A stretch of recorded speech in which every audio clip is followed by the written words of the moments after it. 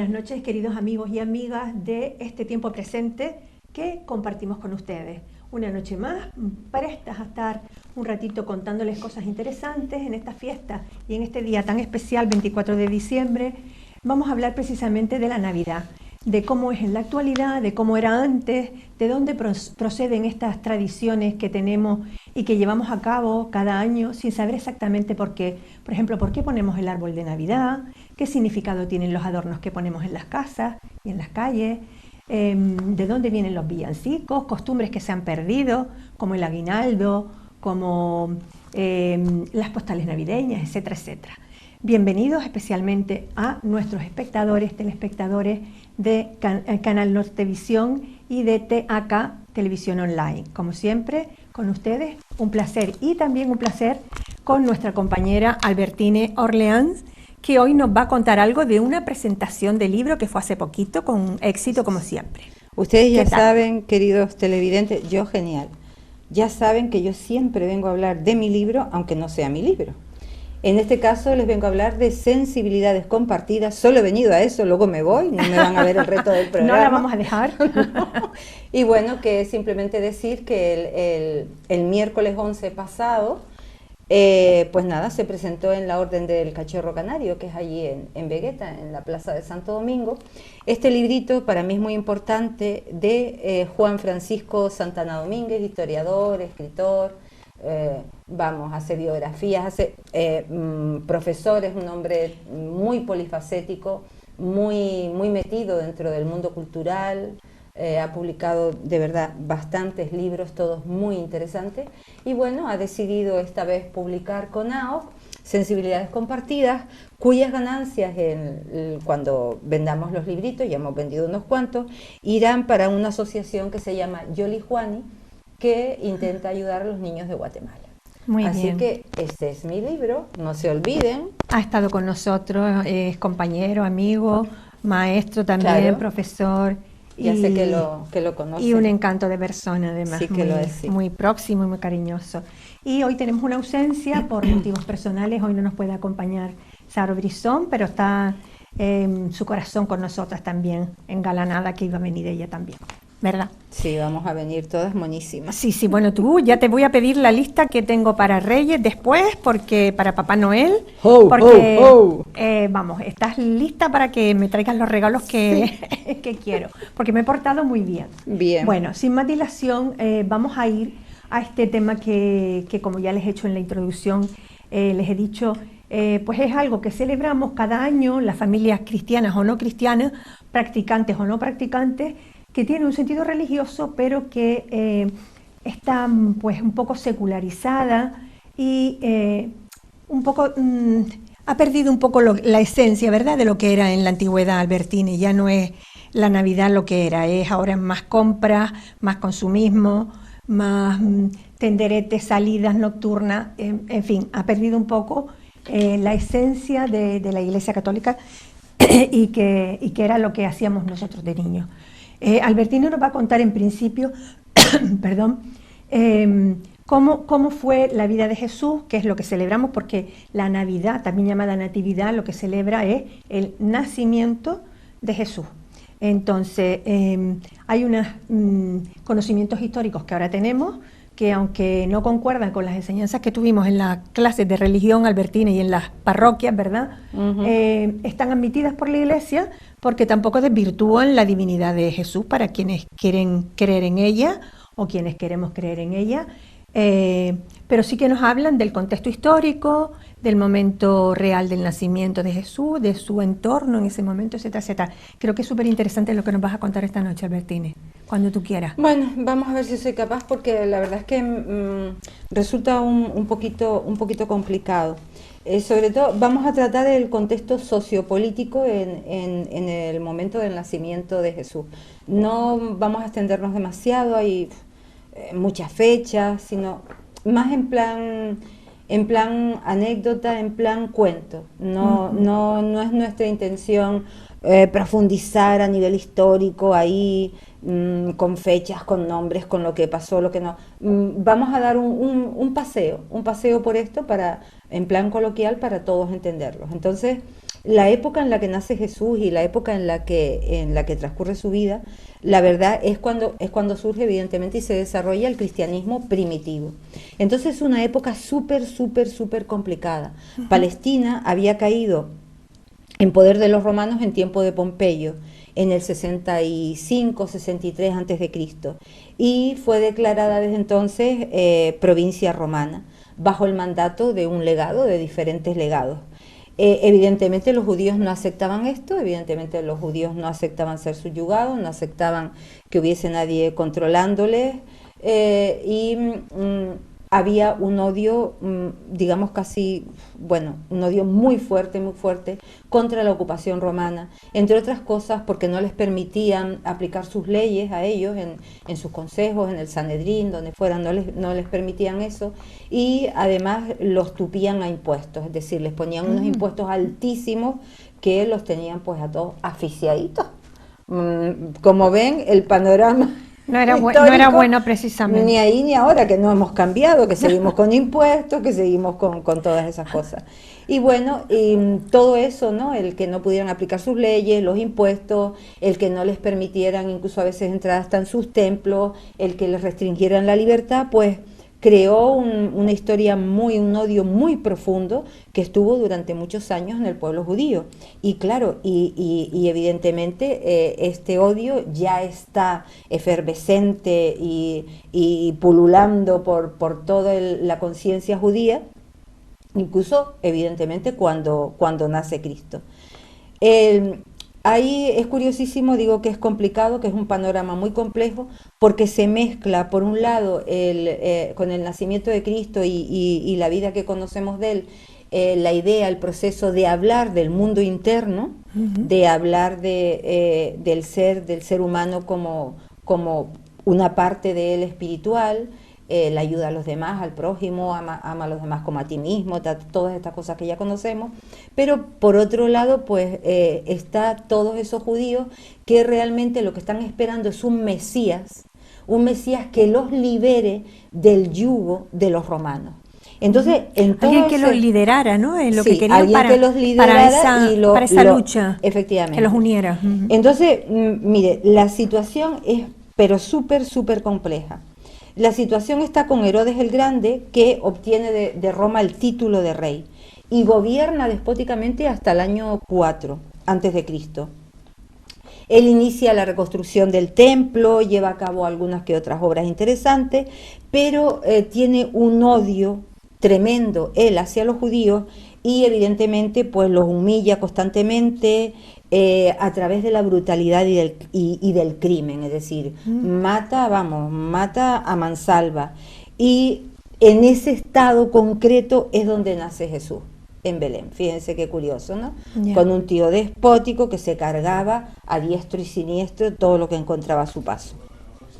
Entonces, cuando muere este señor, muere nuestro querido Herodes el Grande, le deja todo su reinado a su hijo Arquelao, que era el hijo mayor, le deja Judea, Samaria y Idumea, es decir, la zona sur.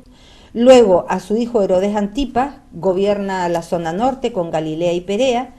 Y ese Albertini será el Herodes que mande matar a los niños, ¿no? Sí, claro, sí, efectivamente. De eso no iba a hablar porque si no nos extendíamos. Sí, pero como es un capítulo que se conoce mucho, ¿verdad? Sí, es un capítulo que se conoce muchísimo, súper interesante. Y bueno, este señor, hay que decir, de Herodes Antipas, uno de los hijos de Herodes el Grande, que se casa en segundas nupcias con Herodias. Herodias es la nieta del padre de Herodes Antipas, es decir, Herodes el Grande, y a su vez mujer de su hermano Filipo. Entonces hay que decir que en este contexto, que es cuando matan a Juan el Bautista, que ya sabemos que le cortan la cabeza y todo esto, resulta que el motivo fue porque Juan el Bautista protesta ante este adulterio y ante esta relación que considera antinatura. Claro. Entonces lo meten en la cárcel y lo matan.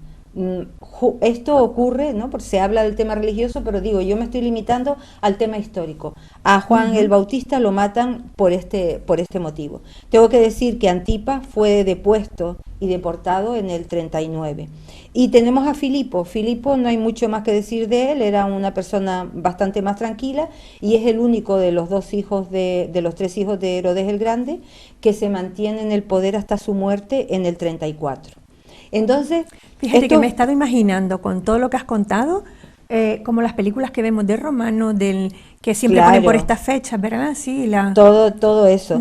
Es súper interesante lo que les voy a comentar ahora. Entonces, ante todo este panorama, esos tres hermanos, dos de ellos muy metidos con el tema de los judíos, asesinos, violentos, que hacen 20.000 cosas de todos conocidos, nace el personaje histórico Jesús.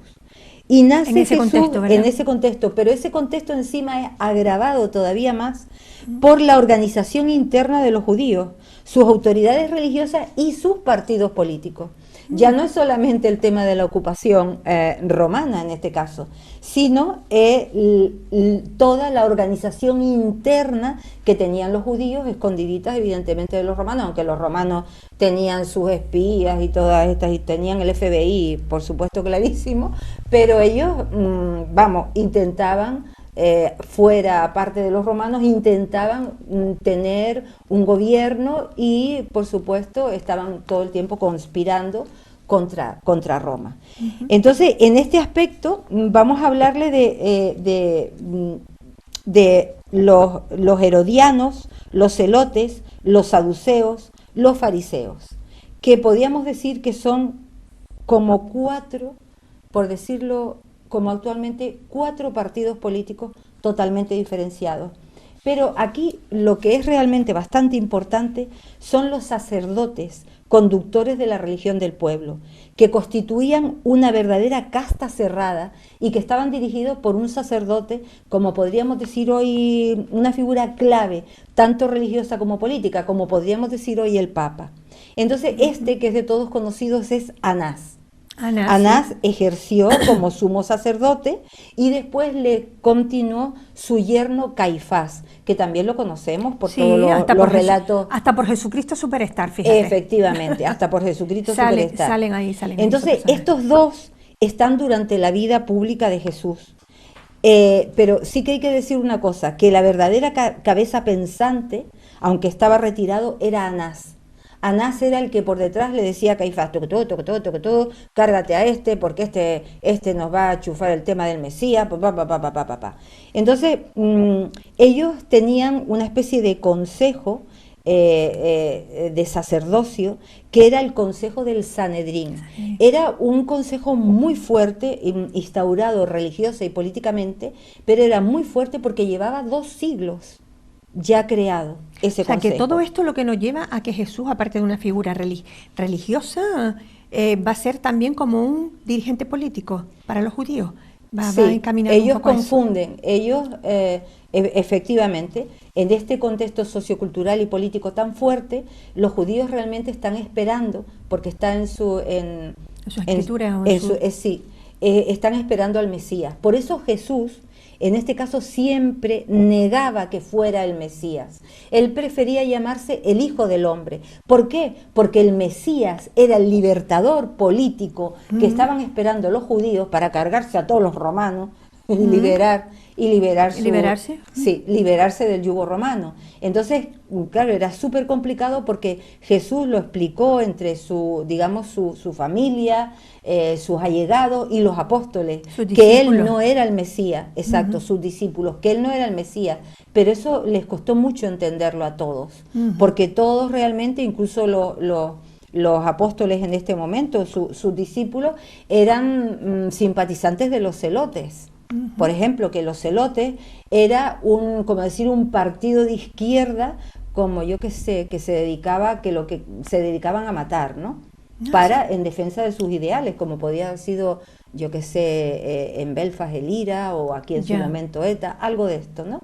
eran gente muy joven, muy revolucionaria y evidentemente muy agresiva, que consideraban que la libertad de los judíos se haría pues a través de la lucha clandestina, de guerrillas, no sé, no sé cuánto, y cargándose a todo el que pudieran. Esos eran los celotes existentes. Era un movimiento de resistencia armada, existente en el momento de la vida de Cristo. Luego también estaban, curiosamente, estos serían como los 4 partidos políticos, aparte de lo que hemos hablado del Sanedrín, los sacerdotes que querían mantener el poder, esa hegemonía religiosa que les permitía dominar a los suyos a través de la religión y, por supuesto, a través de intervenir en la política. Es por eso que todos conocemos cuando... En este caso, cuando Jesús es llevado ante Poncio Pilato, Poncio Pilatos era un déspota, era un bicho también, tenía al pueblo judío hasta aquí, con impuestos, con torturas, con todas estas cosas, y él cuando aparece Jesús, ¿por qué?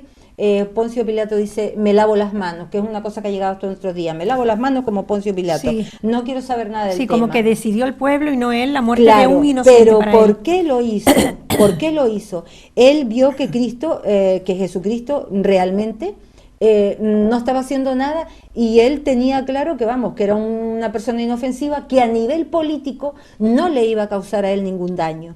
Pero, ¿qué pasa? Como tenía tanta mala fama entre los judíos, él decide lavarse las manos como una, ¿cómo se llama?, estrategia política de, bueno, voy a darles algo a esto, ya que me tienen tanto odio, ya que no nos pueden ver y pues les voy a dar a este para que ellos pues se queden tranquilos, para que Para que ellos no tengan algo sientan, que... sí, Sí, sientan que tienen poder, puesto vale. que lo odian tanto porque Y para que no se lo echaran en cara después. para que no se lo claro y para que él políticamente pues pudiera estar en una posición de fuerza, que Ajá. no fue así, que al final también lo destituyeron o no sé lo que pasó, pero él no lo hace porque le dé pena a Jesús, él lo hace como una estrategia política, me lavo las manos y le doy la oportunidad al Sanedrín, al Consejo de los Judíos, que se carguen a este pobre que no le está haciendo daño a nadie, pero ellos quieren hacerlo, ¿no? Es súper curioso.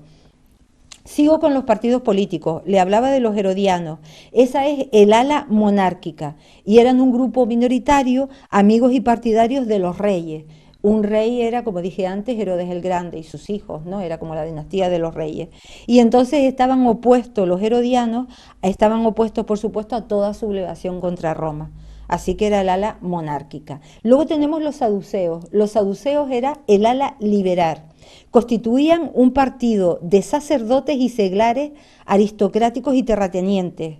Eran dueños del poder y por supuesto eran partidarios del pacto con Roma para poder evitar la insurrección y el desastre nacional que los iba a perjudicar muchísimo.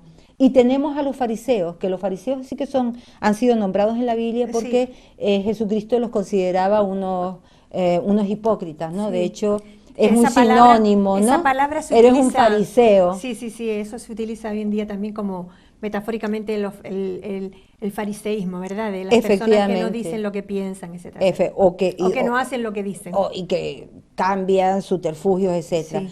Pues los fariseos era el ala derecha conservadora. Formaban un partido muy numeroso, el más numeroso y de arraigo popular. Y su mentalidad era una mentalidad esencialmente religiosa y política. Entonces eran instruidos, devotos, contemplaban la ley, las normas cultuales y sí que como querían mantenerse en el poder y eran esa ala conservadora, sí que existía en ellos una profunda hipocresía que tapaban a través de su conocimiento religioso y de intentar ganarse a la gente del pueblo. Hay que decir que los fariseos eran nacionalistas y que sí que eran partidarios de la independencia de Judea y por lo tanto enemigos, sí señor, es curiosísimo, y eran enemigos declarados de los romanos y del tributo al César, ¿sabes? Esta historia, fíjense qué curioso, ¿no? Tenemos a la derecha conservadora, liberales, monárquicos, resistencia armada con los celotes. Todo esto era el panorama político durante la época de Cristo. Y luego les contaremos 3 cositas más. Sí, pues con este paseo que nos ha hecho Albertine por el contexto histórico-cultural y social en el que nace Jesús, antes de ser todavía crucificado, ¿verdad? Y convertirse en Jesucristo. Nos vamos un momentito a descansar, pero un segundo, regresamos rápidamente, no se vayan.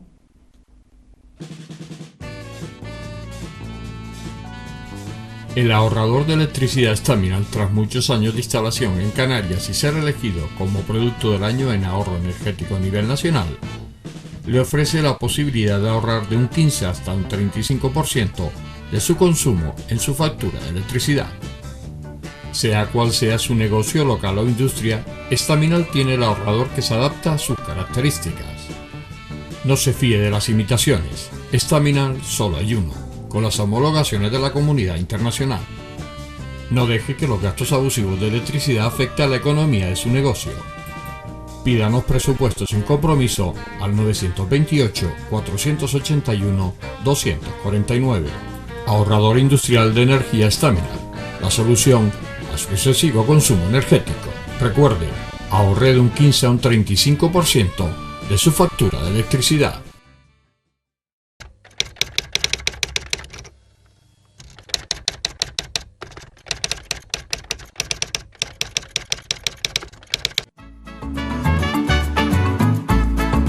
El ahorrador de electricidad Staminal es el único aparato en el mercado que reduce el consumo de electricidad tras haberse instalado en miles de hogares en Canarias. No deje que su factura de electricidad afecte su economía familiar.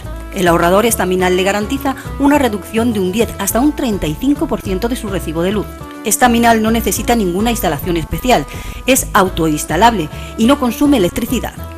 Diga basta al excesivo consumo de electricidad y llámenos al 928-481-249. Reduzca hasta un 35% de su factura de electricidad. Staminal, su seguro de ahorro. Pues continúa Albertine contándonos 2 o 3 cositas más de ese contexto histórico de Jesús y pasamos después a otros temas que también son en torno a la Navidad, ¿verdad? Bien, para completar todo este panorama, de verdad que es que era un potaje con demasiados ingredientes. Además de los 4 partidos políticos que hemos hablado, hay 3 grupos que también se relacionan y que se habla de ellos en los evangelios. Estos grupos son los esenios, los samaritanos y los gentiles. Los esenios eran una especie de monjes judíos que no estaban conformes con la política y estaban en contra de los fariseos y los seduceos. Así que ellos estaban en el mar, en este caso a orillas del Mar Muerto, esperando la visita del enviado de ese Mesías que cambiaría la historia. Por otro lado, tenemos también a los samaritanos. Los samaritanos habitaban en Palestina y eran una mezcla de judíos y paganos, y practicaban una religión entre el judaísmo y el paganismo, y también esperaban el Mesías. Judíos y samaritanos se odiaban a muerte. Y luego tenemos a los gentiles para terminar todo este potaje. Estos gentiles eran las personas que no eran judías, que no eran de raza judía ni de origen judío.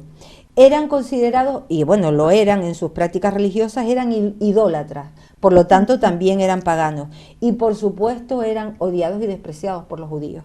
Así que todo esto estaba en ese momento en la vida de Cristo, algo increíble, ¿no? Sí, que hemos visto siempre la imagen más religiosa, ¿verdad? Sí. En las películas, en lo que nos cuentan, en las iglesias y demás, pero ese contexto sociopolítico también hizo que Muy la efervescencia fuerte de su figura fuera tan grande, ¿verdad? Efectivamente. Porque era para muchos el Mesías esperado, pero era también el líder político que también esperaban las clases sociales y los partidos políticos. Sí, y que además estaba dentro de su profecía, exactamente, la llegada de ese exactamente. Mesías. Y actualmente siguen creyendo en la llegada de ese Mesías. Exactamente, sí. Curioso. Pues muy ilustrativo, Albertine, todo este... Espero que no haya sido un rollo. Introducción histórica. Hombre, muchos datos, pero que son muy interesantes para entender también por qué ocurrió lo que ocurrió con la figura de Jesús, terminaron ¿verdad? matándolo, etc. Siguiendo, pues el nacimiento de esta figura, que históricamente es indudable que existió como líder en aquel momento de muchísimas personas, también... en estas fechas navideñas conmemoramos su nacimiento porque fue muy importante en su época y lo es también para los cristianos en esta época en la que estamos viviendo, ¿verdad? En este tiempo presente, como se llama el programa. Y en este tiempo presente que celebramos ese nacimiento de esa figura tan importante, tenemos una serie de simbologías que recuerdan momentos de esa historia. Por ejemplo, en estas fechas, en la mayoría de los hogares, aunque antes se hacía más, todavía se sigue haciendo el Belén. Antes se hacían, yo recuerdo de pequeña, mi hermano era mayor que yo, y 12 años mayor que yo, y hacía unos belenes que yo ese día disfrutaba de una manera tremenda. Uy, qué guapa estás, Albertine. Es que ahora estamos más lúdicas, entonces por Sí, respeto, sí, ahora sí. me lo pongo feliz. 20, Pues era yo no sé si tú hacías ese Belén en casa, Albertine, pero era súper entretenido hacer aquello, era divertidísimo para una niña como era yo, que se ponía pues musgo, que ahora está prohibido, por cierto, tengan cuidado porque hay multas importantes si se coge musgo. En cajas de conserva se plantaban lentejitas y cositas de esas para que saliera hierba, se ponía arena, se ponían espejitos simulando que eran lagos con patitos, y se hacía el misterio de San José, la Virgen y el niño Jesús recién nacido, pues con la mula, el buey, los pastorcitos, los Reyes Magos.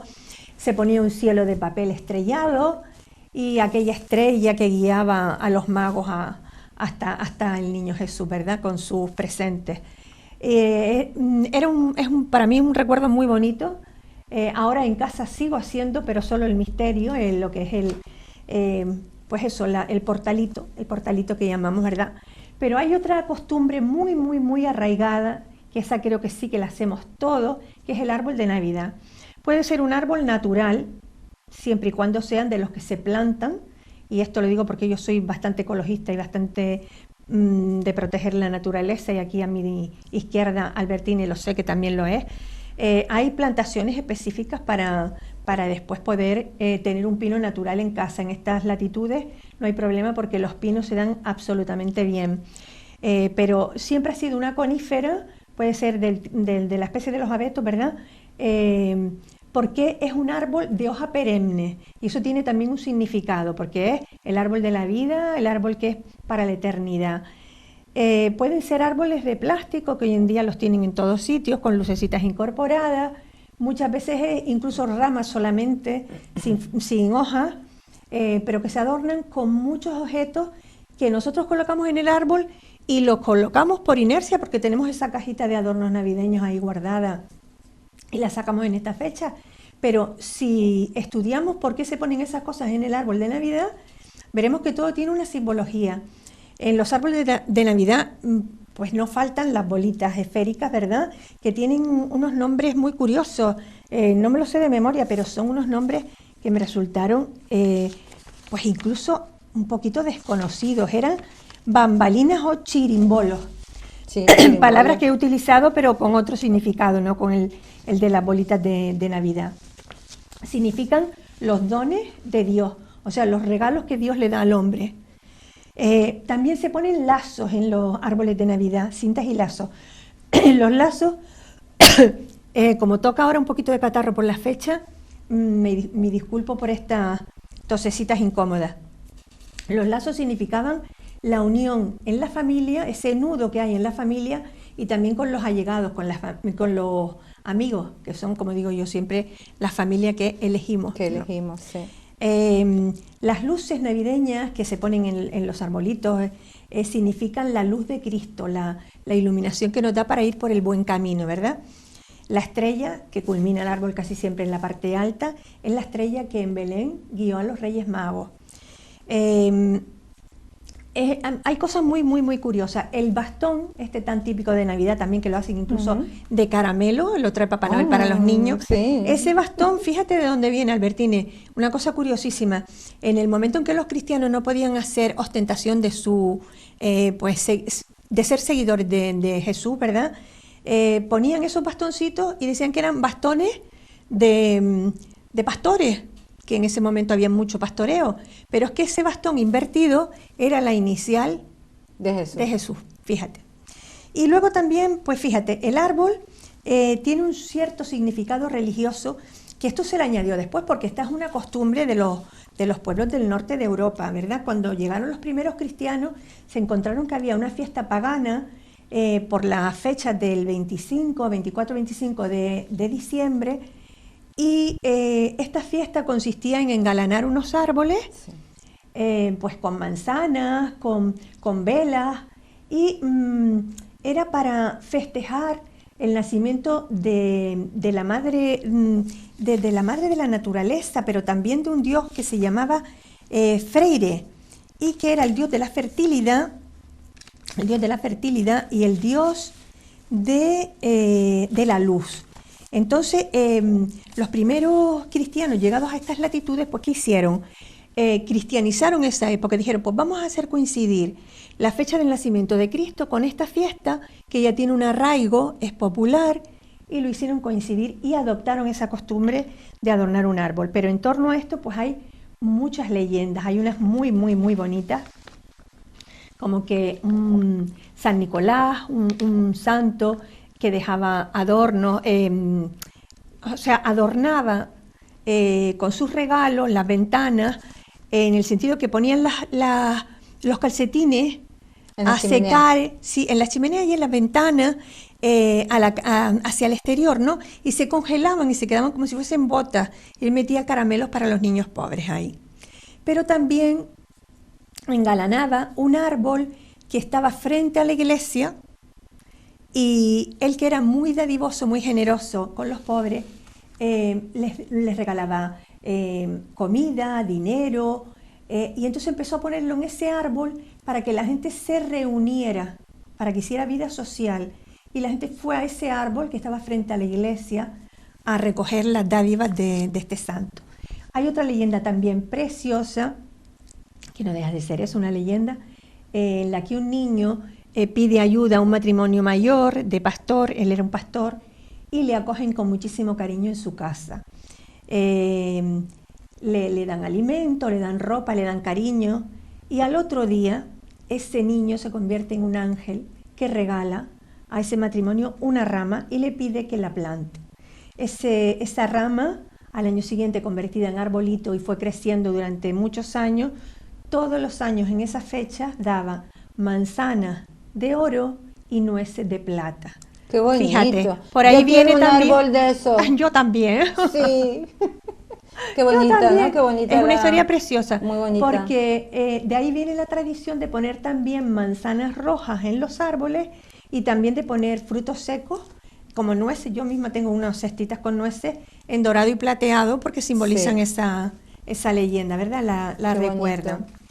Y en cuanto a lo que les contaba de los adornos navideños en el árbol se llama árbol de Navidad, árbol navideño, tiene varios nombres, árbol del paraíso, porque también significa el pecado y la venida de Jesús para que ese pecado sea perdonado por Dios. También árbol de la vida, porque es el árbol de la vida eterna, y también esa forma triangular del árbol recuerda la Santísima Trinidad, porque siempre que queremos buscar coincidencias, las podemos encontrar, ¿verdad? Encontrar, desde luego. Y en cuanto a los colores, también tienen una simbología, fíjate, Albertine, las bolas de color azul significan reconciliación, algo que se intenta hacer en Navidad, pues con esos amigos, esos familiares con los que estamos un poco pues apartados, o tenemos algún problema.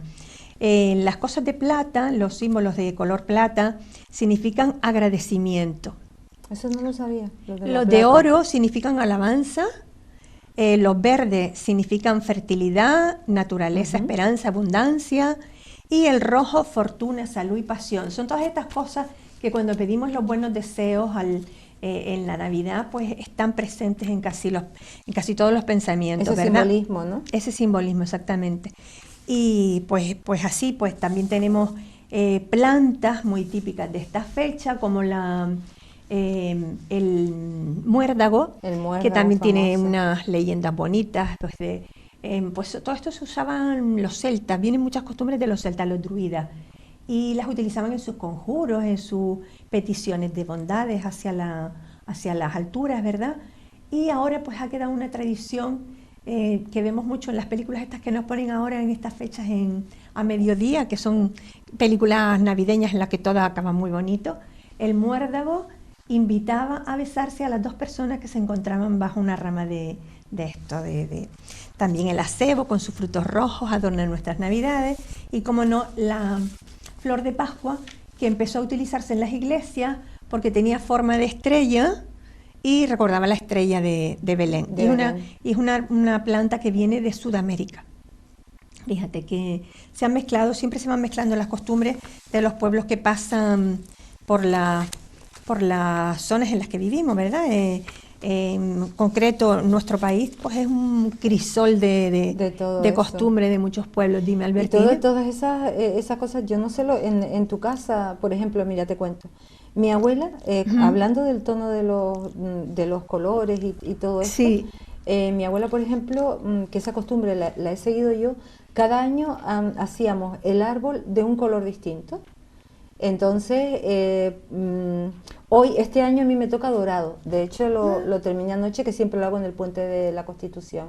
Y el árbol es todo dorado, todos los adornos que tiene son dorados, excepto unos angelitos de cristal, no de plástico, que lo sepan, colgaditos todos arriba en todas direcciones. Porque eso es una superstición que he heredado yo de mi abuela, que decía que como los ángeles representaban lo bueno, lo bonito, lo tal, lo ingenuo, el cariño, bla, bla, pues entonces coger en el árbol, en la parte de arriba, ponerlo todo con esos angelitos, para que esos angelitos irradien todo lo positivo hacia todos lados, ¿no? Que no solamente son estos simbolismos, sino que uno por costumbre también en cada casa hay una tradición. En cada casa hay una tradición. Bueno, pues les seguimos contando cositas de estas que yo creo que son interesantes o al menos curiosas. En unos segunditos, no se vayan, que regresamos rápidamente.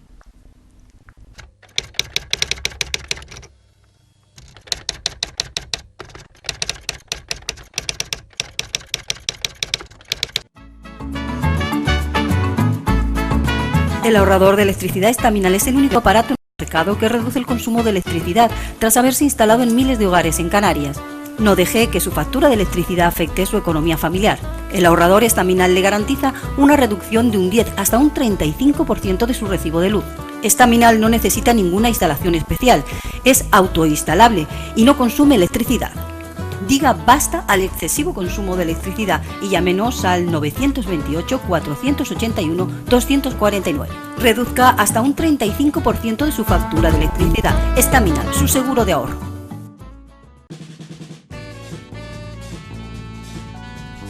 El ahorrador de electricidad Estaminal, tras muchos años de instalación en Canarias y ser elegido como producto del año en ahorro energético a nivel nacional, le ofrece la posibilidad de ahorrar de un 15 hasta un 35% de su consumo en su factura de electricidad. Sea cual sea su negocio local o industria, Estaminal tiene el ahorrador que se adapta a sus características. No se fíe de las imitaciones, Estaminal solo hay uno, con las homologaciones de la comunidad internacional. No deje que los gastos abusivos de electricidad afecten a la economía de su negocio. Pídanos presupuestos sin compromiso al 928-481-249. Ahorrador industrial de energía Estaminal, la solución a su excesivo consumo energético. Recuerde, ahorre de un 15 a un 35% de su factura de electricidad. Pues ya estamos aquí de nuevo y les seguimos contando estas cositas. Albertín, estábamos hablando, ¿verdad?, de esos angelitos que se ponen en el árbol, que en tu casa era como una tradición, pero es que viene de atrás de esa tradición de los angelitos, porque son como los intermediarios entre el mundo divino y los mortales, ¿verdad? Para eso tenemos un angelito también detrás de nuestras espaldas, que es el angelito de la guarda. Es verdad. Tú miraste hacia atrás a ver si no, yo quería, oye, como estamos en Navidad, todo puede ser posible. Todo puede ser posible. Así que yo miro. Después, Angelín, también se ponen muchas piñas, ¿verdad? Que aquí no tenemos problema, aunque ahora no se pueden coger, pero antes se cogían piñas en el monte y representan la inmortalidad y la esperanza en el futuro. Y las campanitas no sé si lo dije antes, las campanitas, la alegría por el nacimiento de Jesús. No, las campanitas no. Sí. Yo también pongo campanitas en mi árbol. Yo también. Y estrellitas. Y estrellitas, sí. Y bolitas. Y lacitos. ¿Ves? Pues pones todo lo de... Todas las simbologías. Todas estas cosas que yo te contaba que son simbología, ¿verdad? En cuanto a la decoración, quería hacer una llamadita aquí. La decoración no solo dentro de nuestras casas, también hay decoración en el exterior, en las calles. Esas guirnaldas de luces, esos árboles de Navidad gigantes con muchísimas luces, en los centros de comercio, en los centros comerciales, en los escaparates, etcétera, etcétera, etcétera. Aquí vamos a hacer una crítica ecologista porque hay un consumo eléctrico elevadísimo. A mí me encantan las luces navideñas. Puedo decir que lo que más me anima es cuando salgo a la calle y veo esa iluminación tan preciosa que te entra ese espíritu navideño, esa alegría, esas ganas de ir a comprar, que también incitan a ello. Pero vamos a decir un dato que yo creo que es para ponerse los pelos de punta. En España se consumen 30 millones de kilovatios hora en las fiestas navideñas, que es lo equivalente al consumo anual doméstico de 50.000 viviendas. Esto me parece una cosa que es para echarse manos a la cabeza. Ahora que hay varios alcaldes ahí en pugna a ver quién es el que pone más lucecitas en sus ciudades. Esto supone una emisión de 10.000 toneladas de dióxido de carbono a la atmósfera. Pienso que es interesantísimo que se pueda ir a la utilización de luces LED, que abarata, o sea, de momento encarece el consumo porque las luces LED son más caras. En casa ya los estamos sustituyendo todos los bombillos tradicionales por luces LED. Por luces LED, pero reduce el consumo a 1/3, ¿verdad? Sería muy interesante. Y en los sitios en los que hay tantas horas tanta insolación como horas sol como en nuestras islas, podrían utilizarse incluso para las zonas grandes, como las zonas comerciales, paneles de luz de solares, ¿no? De energía solar. Sí, se puede. No se hace, se puede y se debe. Aquí en las islas, se debería hacer. Estamos en el lugar ideal. Esta es la parte reivindicativa del discurso, como suele decirse, y después pues hay muchísimos otros aspectos en torno a las fiestas de Navidad, los mercados navideños, preciosos en las ciudades europeas, he visto algunos, auténticas maravillas. Deberíamos hacerlo aquí, aunque no nos acompañe la nieve, sino el sol, pero son muy bonitos, atraen a muchísimo turismo y eso es una manera de pues equilibrar los gastos que se tienen también en estas fechas, que son gastos especiales porque gastamos en regalos, gastamos en ropas porque tenemos más salida, gastamos en esa salida, gastamos en las compras para las cenas especiales y los almuerzos especiales que hacemos con amigos y familiares. En fin, voy a nombrar dos cositas que han pasado, han caído en desuso, Albertine, que son el aguinaldo. Ay, el que aguinaldo. Todavía sale en las películas a mí de españolas. Chica me daban aguinaldo, Pues fíjate, de él. El aguinaldo sale todavía en las películas españolas, esas en blanco y negro, que también nos recuerdan a veces un poco cómo era la España de los años 50 y 60.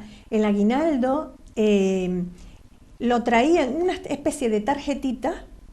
Los profesionales, tales como los repartidores, eran el panadero, el lechero, el cartero, el sereno, cuando había sereno que encendía las luces en la calle, y traían unos cartelitos en cartón pequeño con un dibujito con el traje de gala de ellos, o sea, con su uniforme bien plantado, ¿no? Y les recordaban que todo el año les habían estado prestando un servicio y de manera indirecta había una petición de una ayuda económica, ¿no? Para esa fecha. Pero esas tarjetitas, Albertine, que utilizaban las personas que pedían, las profesionales que pedían esa ayudita, son parte de las postales navideñas. De las postales y las postales navideñas, sí, que ya han caído en desuso porque ahora todo lo hacemos por WhatsApp, por SMS, por correo electrónico, vamos, que lo que menos utilizamos son las tarjetas navideñas.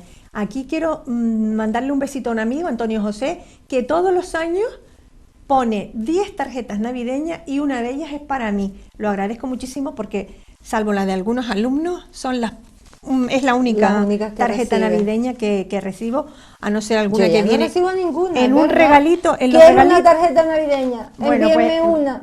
Pues está pidiendo un Albertine, ya sabes. Por favor. Estas tarjetitas, voy a buscar los datos, Albertine, porque es súper curioso, a ver si no me equivoco, porque la primera tarjeta navideña, fíjate, fue por un encargo. Mira, aquí lo tengo. En el año 1843, voy a leerlo porque estos son datos que no me sé de memoria, John Callcott pintó la primera tarjeta de Navidad que se reconoce en la historia, ¿verdad? Las hizo a petición de Sir Henry Cole, que tenía muchísimos compromisos de felicitación, se escribían cartas personalizadas y dijo, pues este año no lo voy a hacer así, voy a encargar unas tarjetas genéricas y después ya firmo y pongo una cosita personal, ¿verdad? Entonces encargó pues un montón de tarjetas, pero el pintor, el dibujante, hizo 1000. Las que se quedó este señor, pues estupendo, pero es que las demás las vendió a un chelín y tuvieron tanto éxito que tuvo que repetir y se empezaron a generalizar. Esta primera tarjeta era una escena navideña en el centro donde la gente comía y bebía. Tuvo sus críticas porque decía que pues te llevaba un poco al consumo de alcohol en esta fecha, sí. Y dos imágenes laterales de buenas obras. Regalar comida, acoger a los que están solos, regalar ropa, en fin, todas estas cosas que también intentamos hacer todos en Navidad y que deberíamos hacer todo el año.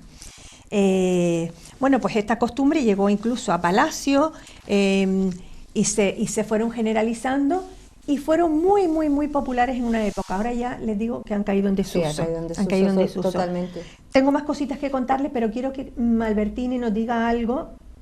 Estoy hablando un poco deprisa, disculpen porque queremos aprovechar mucho el tiempo.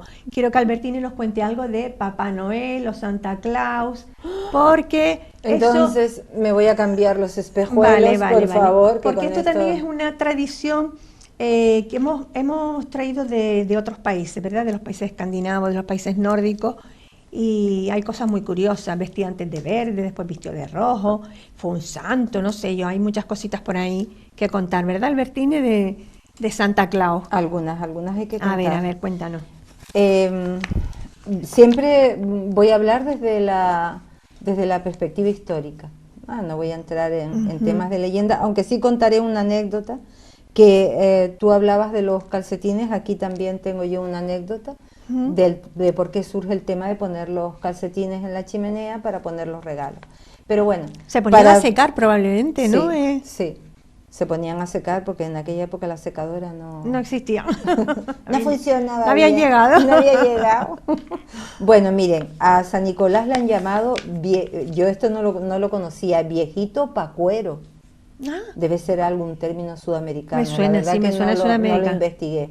Por supuesto, Santa Claus, en Francia Papá Noel, que lo adquirimos en España, también le decimos Noel, significa Navidad, sí. Pues aquí le llamamos Papá Noel sin el acento en la E, o San Nicolás. Estos son algunos de los nombres de este señor. Vamos a hablar de dónde viene San Nicolás. San Nicolás viene de la historia de Nicolás de Bari. Este es el verdadero San Nicolás. Que era un santo, reconocido santo, ¿no? Efectivamente, pero aparte de reconocido santo y que era obispo, aparte de eso, pues él les hablo del personaje, perdón, que yo también en esta fecha se acatarran un poco, les hablo de lo que es el personaje histórico. Entonces, este señor se cree que nació en el año 280 en Mira, una ciudad del distrito de Licia perteneciente a la actual Turquía. Este señor, Nicolás de Bari, era hijo de una familia acomodada y en su casa había una disputa entre el padre y la madre. ¿Por qué? Porque el padre se dedicaba al comercio en el mar Adriático y el padre decía, yo quiero que mi hijo sea comerciante. Y tal, iba el mar para arriba, el mar para abajo. Tradición, ¿no? La tradición, el padre tal. Pero la madre, que era súper religiosa, quería que su hijo fuera sacerdote. Como su tío. ¿Y el hijo qué quería? Porque aquí... El hijo aquí no se cuenta lo que el hijo quería. No quería nada. Pero esto se soluciona, este conflicto, y el hijo decide. Ahora lo veremos. Bueno, él tenía un tío que era el obispo de Mira, del que después fue obispo nuestro protagonista. Y bueno, y su mamá quería que su niño fuera como su tío sacerdote y que lo metieran al obispado y demás. ¿Qué ocurre? Que aparece la peste. Y con la peste, con esta epidemia de peste, el dilema se soluciona. ¿Por qué? Porque por desgracia para nuestro Nicolás, sus papás mueren porque se dedican a ayudar a los enfermos de la peste, se contagian y sus padres mueren. Entonces él se ve solo y dijimos que antes que era de una familia acomodada. El niño con unos 10, 12 años se ve solísimo, regala cosas a la gente necesitada con el tema de esa epidemia y entonces decide partir hacia Mira para vivir con su tío y hacerse sacerdote debido a todas las desgracias y toda la tristeza que había en su entorno, ¿verdad? Y a los 19 años es ordenado sacerdote. Y luego cuando muere su tío, como en aquella época se reemplazaban más como a dedo, por ascendencia y todo el rollo ese, pues cuando muere su tío, reemplaza a su tío como obispo. Esta es la historia original de Nicolás de Bari. De él se cuentan muchísimas anécdotas, voy a contar unas poquitas. Sí que es cierto que se dice que Nicolás de Bari tenía una gran relación o muy buena relación con los niños. Su fama a nivel de santo comienza cuando alguien acuchilla a unos niños. Es muy escueta la historia. Pero ¿qué ocurre? Que Nicolás de Bari empieza a rezar por esos niños y obtiene la curación inmediata de los mismos y ninguno de los niños se muere. Entonces digamos que con esta historia es cuando es lo que lo convierte a lo mejor en santo. Sí, lo que lo va convirtiendo en santo, y esa mítica fama de repartidor de obsequios que tú has comentado con el tema del arbolito. Pero bueno, el tema de donde se cree que nace lo de los calcetines es esta historia, que además parece ser que no es una leyenda, que fue real. Él tenía un vecino, vamos a llamarle vecino entre comillas, que era un hombre muy pobre, que para su desgracia, también vamos a entrecomillarlo, había tenido 3 hijas. Sí. Vamos a hablar que estamos hablando de una época donde tener hijas se convertía en una desgracia para la familia. ¿Por qué? Porque el destino de tus hijas era casarlas. Claro. Y para poder casarlas y casarlas bien, tú tenías que dar una dote. Si no tenías esa dote, tus hijas eran relegadas dentro de la sociedad y se convertían en solteronas, que era como una carga, estigma, y una carga para la casa. Carga para la familia y para la casa. Claro, los varones traían dinero a la casa y las niñas. Claro, el tener un chico pues era una suerte tremenda, porque el chico iba a traer lo que tú estás diciendo, dinero a la casa, iba a traer riqueza a la casa, sobre todo por la dote que iba a poder recibir en su matrimonio a través de su esposa. Entonces, ¿qué ocurre? Que este señor estaba más pobre que él, pobrecito, y tenía la carga de esas 3 niñas.